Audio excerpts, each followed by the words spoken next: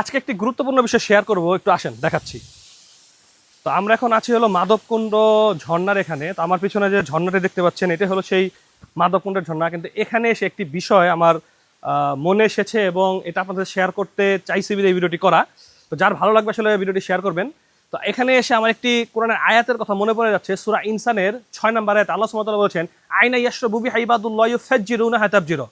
আল্লাহ সুবহানাহু ওয়া তাআলা কোরআনের এই আয়াতে বলছেন যে আমার বান্দাগণ জান্নাতের একটি ঝর্ণা থেকে পানি পান করবে এবং সেই ঝর্ণাটা আমার বান্দারা যেভাবে চাবে সেভাবে তাদের সাথে নিয়ে যেতে পারবে। আলহামদুলিল্লাহ, আমার পেছনে যে ঝর্ণাটি দেখতে পাচ্ছেন এর থেকেও অনেক গুণ বেশি সুন্দর, যেটা হয়তো আমরা কল্পনা করতে পারি না, আমাদের অন্তর চিন্তা করতে পারে না। এমন সুন্দর হলো জান্নাতের ঝর্ণা, যেটা আল্লাহ রাসূল সাল্লাল্লাহু আলাইহি সাল্লাম স্পষ্ট করে বলে দিয়েছেন। জান্নাত হলো এমন একটি জিনিস যেটা বান্দা কল্পনা চিন্তা চেতনা করতে পারে না, এরও ঊর্ধ্বে হলো জান্নাত। দুনিয়ার এমন এক ঝর্ণার জন্য আমরা এখানে অনেক দূর থেকে, ঢাকা থেকে চলে এসেছি সিলেটে।